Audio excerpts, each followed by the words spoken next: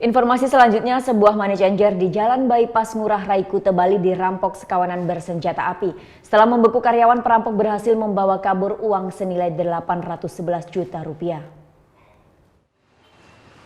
Sabtu siang, aparat gabungan Polda Bali, Polresta Denpasar, dan Polsek Kuta melakukan olah tempat kejadian perkara di lokasi perampokan money changer PT Dirgahayu Valuta Prima, Jalan Bypass Ngurah Rai Kuta.